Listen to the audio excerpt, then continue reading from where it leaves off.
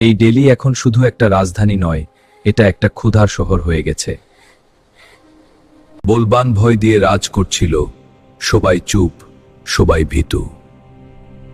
মানুষের হাতে রুটি নেই, চোখে জল আর পেটে ক্ষুধা। হুজুর, শত্রুর শক্তি বাড়ছে, এবার আমাদের আগিয়ে যেতে হবে। জালালুদ্দিন খিলজি সব দেখছিল, কিন্তু সময়ের অপেক্ষা করছিল। বলবনের ঘরে এলো নতুন আলো, চ্যালের নাম হলো বদরুদ্দিন বলবন। রাজ্যকে ভয় দিয়ে শাসন করো, এটাই ছিল গিয়াসউদ্দিন বলবনের শেষ কথা। বদরুদ্দিন বলবন রাজা হলেন, কিন্তু রাজের বোঝা তার মাথায় ছিল না। আব্বা, এখনই সময়। বদরুদ্দিন বলবন দুর্বল। মালিক কাফুর বুঝে গেছিল, সিংহাসনের রাস্তা এখানে থেকে দ্বারা।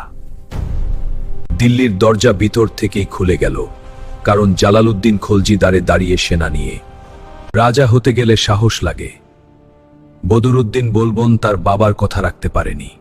এই দিন থেকেই শুরু হলো খলজি বংশের শাসন জালালউদ্দিন খলজির দ্বারা। মালিক কাফুর হলো আজ থেকে আমার সেনাপতি, সিংহাসনের রক্ষাকর্তা। শুক্রিয়া মহারাজ। এটা শুধু শুরু, আসল রাজত্ব আমি নেব। আমার নাম আলাউদ্দিন খলজি, বাবা আমিও নেব। বলবন বংশ শেষ আর খলজি বংশ এর শুরু।